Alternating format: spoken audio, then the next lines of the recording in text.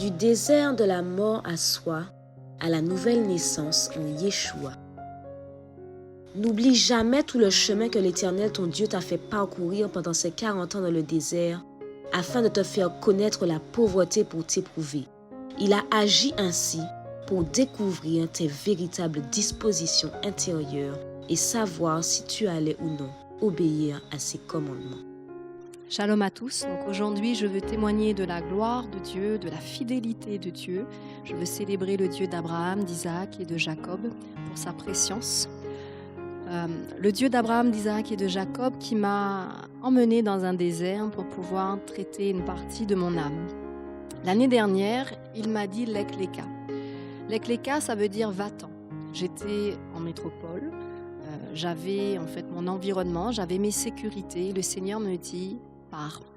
Il me montre la Martinique, il me demande de revenir en Martinique. Il m'avait donné une vision pour une mission, il m'avait donné une parole, donc je devais partir. Et je devais faire le deuil de ce que j'avais déjà établi sur la métropole et revenir sur la Martinique. Alors pour beaucoup, ils se diraient, mais c'est très bien, elle retourne dans son pays. Et je pensais également la même chose. Mais lorsque je suis arrivée à la Martinique, je me suis rendu compte que Dieu m'emmenait dans un désert et que la Martinique allait être la terre de déconstruction. Déconstruction de mes sécurités, déconstruction de mes habitudes, mais également déconstruction de mon identité. Parce qu'au cours de différents mois, il est venu toucher quelque chose qui était profond en moi et qui est mon enfant intérieur, qui est une partie de mon âme. Et il a utilisé l'environnement familial pour pouvoir toucher à cela, particulièrement au niveau de mes parents, qui est la base en fait des repères que nous avons dans notre identité. Et avec cette succession d'événements, mon âme a été touchée, mon âme a été chamboulée. Et voilà, toutes ces sécurités anéanties, ébranlées. J'étais dans une crise identitaire, on peut le dire. Sachant que c'est Dieu qui m'a emmenée, je me dis, bon, je lui fais confiance, mais malgré tout, je ne sais pas ce que Dieu attend de moi, je ne comprends plus rien. Et c'est comme s'il y avait un voile qui était jeté et je me sentais comme dans une impasse. Je ne comprends pas. Mais au fur et à mesure, il m'a emmenée dans ces différentes étapes que l'on appelle du désert. Un moment où on se rend compte qu'il n'y a plus de sécurité, un moment où on se rend compte que c'est aride, que c'est sec, que même si on voudrait manger la parole de Dieu, on a des difficultés, mais on se force. Dans un moment où on se sent vulnérable dans le désert parce qu'il y a les serpents, il y a les scorpions, il y a des oppositions, il y a de l'adversité et on ne sait toujours pas où on va. On ne sait toujours pas dans quelle direction aller. Mais on se dit, on continue parce que le Seigneur fait. Il m'a parlé de mon âme, il m'a parlé de mon enfance et il m'a parlé des traumatismes qui avaient généré en moi des barrières, des pensées limitantes. Et tout au long de ces mois, parce que ça a pris des mois, je me suis dit, mais Seigneur, où vais-je? Que fais-je? Ma tête était en pleine confusion, mon âme, comme je disais, était chamboulée et je ne savais plus. Mais je persiste. Parce que le Seigneur m'a emmené dans le désert, c'est lui qui m'en sortira. Et à un moment donné, je tentais de résister. Je cherchais des exutoires parce que ça faisait tellement mal à l'intérieur que je cherchais à y échapper. On a beau se dire qu'il faut mourir à soi, lorsqu'on est honnête, avec cet instinct de survie, on cherche quand même des sécurités. Et je les ai cherchées également. Mais lutter avec Dieu, on ne peut pas gagner.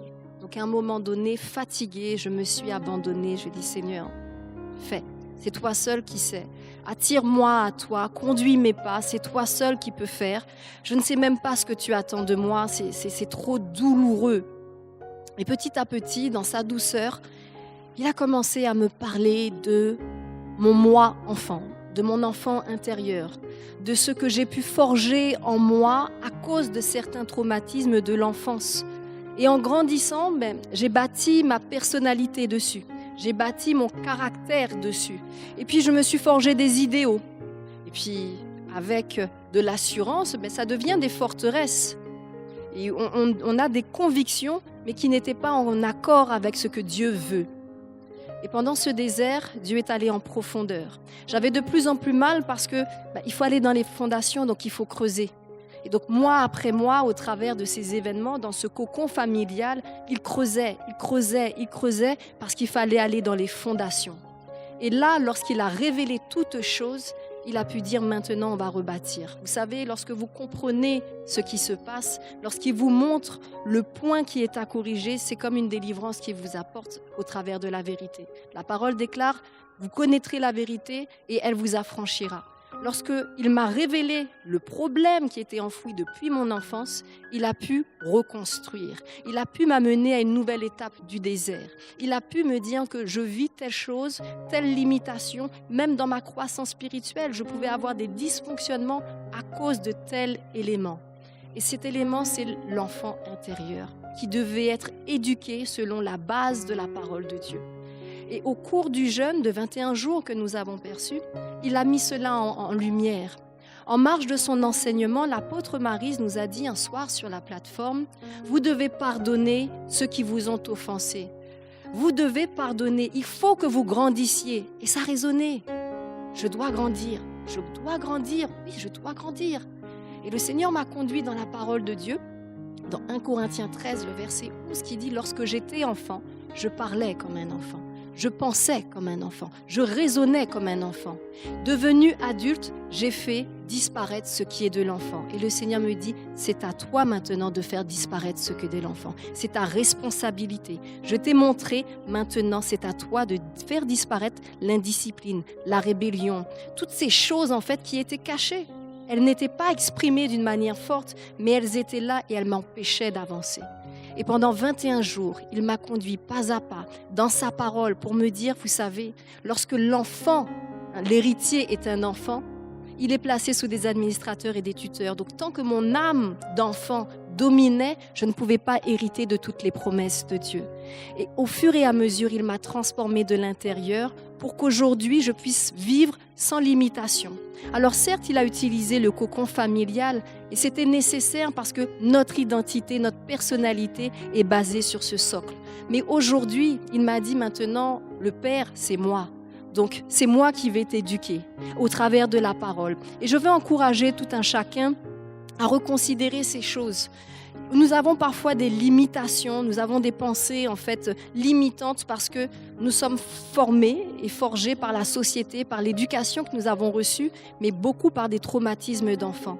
Mais avec la parole de Dieu, Dieu nous reconstruit, Dieu nous rebâtit pour qu'aujourd'hui nous puissions jouir de l'héritage qu'il nous donne et que nous puissions être pleinement épanouis.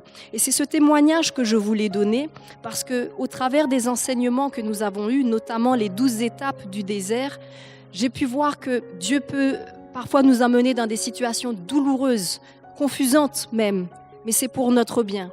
Il doit détruire pour pouvoir rebâtir. Et c'est l'encouragement que je veux donner, c'est que si Dieu t'emmène dans le désert, ne résiste pas. Ne fuis pas. Parce que Dieu, en fait, veut te rebâtir à son image et à sa ressemblance. Shalom.